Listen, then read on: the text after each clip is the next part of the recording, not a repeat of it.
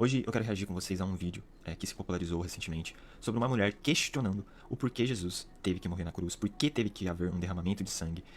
E ela fez alguns questionamentos que novamente vamos ter que usar de uma ferramenta chamada apologética para defender a nossa fé. Então agora a gente vai reagir ao vídeo dessa mulher, vamos ver os questionamentos dela e depois a gente vai pontuar e responder cada um deles. Então, bora lá. Nos ensinam que Jesus morreu para nos salvar. Mas já parou para pensar por que Deus precisaria de um sacrifício de sangue para perdoar pecados?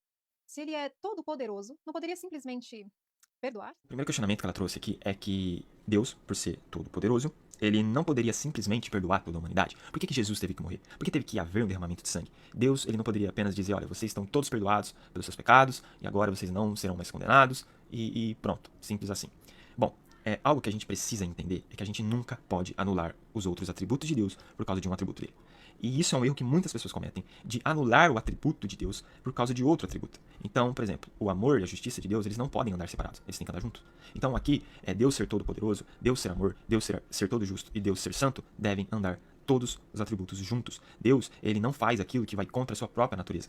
Porque se ele fizesse algo que ferisse a própria natureza dele, que fosse contra a própria natureza dele, ele não seria Deus. Então, ele é todo poderoso, ele tem o poder de perdoar toda a humanidade, e ele vai fazer isso. Mas ele vai fazer isso de uma forma justa. E a forma justa, aqui, a forma justa desses pecados serem perdoados, seria se um homem pagasse pelo pecado. O homem deve pagar o preço pelo seu pecado. Então, só que o homem é incapaz. E a lei vem nos mostrar isso. Que o homem é incapaz de pagar essa dívida. Então, se o homem é incapaz de pagar essa dívida, como então essa dívida foi paga? Porque quando eu olho para essa dívida, parece que essa dívida só pode ser paga através de uma obra divina. Só que a forma justa dessa dívida ser paga é se um homem pagar por ela. Porque o homem foi responsável do pecado entrar no mundo. Então Deus decide, ele mesmo, se fazer homem para pagar essa dívida. Então, agora Jesus, sendo Deus, se fez homem. Ele é 100% Deus, 100% homem.